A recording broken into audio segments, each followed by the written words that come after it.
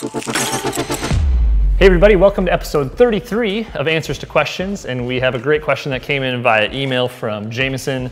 Jameson said, what tips, tricks, or advice do you have when it comes to creating and maintaining successful creative critiques when working with remote employees? And Jameson went on to kind of expand in his email, which I completely agree on. It's so much easier to, as a designer, a creative person, whatever your work is, to stop by, show them your laptop and say, hey, can you give me some input? Or to pull a group together in a meeting room and work through an idea.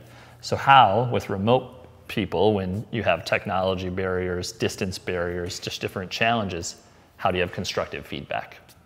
So it's a great question, Jameson. I think I'll start it out first by saying remote or in-house, you need to have a culture of constructive criticism, right? So that starts with trust, communication, transparency, honesty.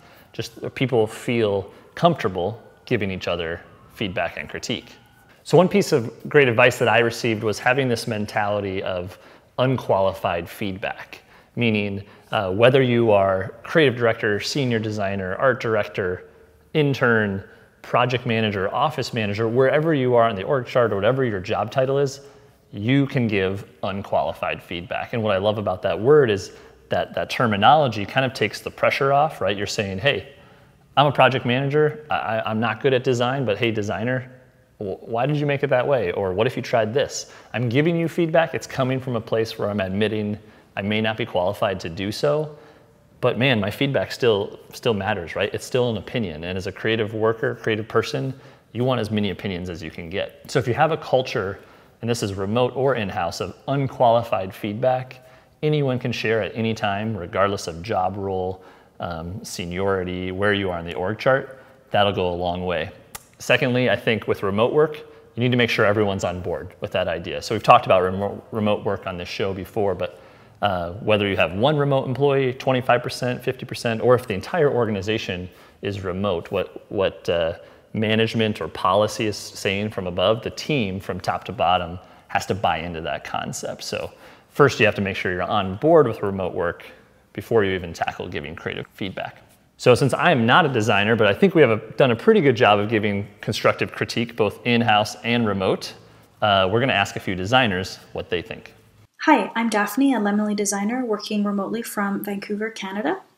At Lemonly, we have weekly video calls with our creative team to run through whatever design projects each designer is working on.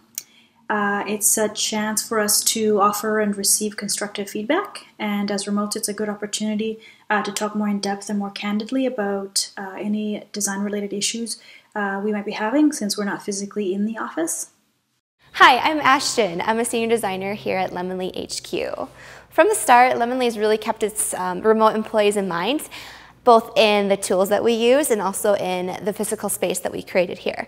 Behind me, actually right there, we have our stadium seating, which has a video conferencing system in it, and we actually use that once a week to have a creative meeting with both our designers here at HQ and remotely, where we can kind of have a crit meeting where anyone can post anything and get feedback from the team. We're also big users of Slack here at Lemonly, so we have a private designer channel where anywhere throughout the day, people can put stuff on there, ask for help, ask for critique, ask for feedback on the work that they are doing, whether it's a wireframe or whether it's in the design process. We really want to keep that constant communication open because I think the best critique happens throughout the whole project's lifetime, not just at the end.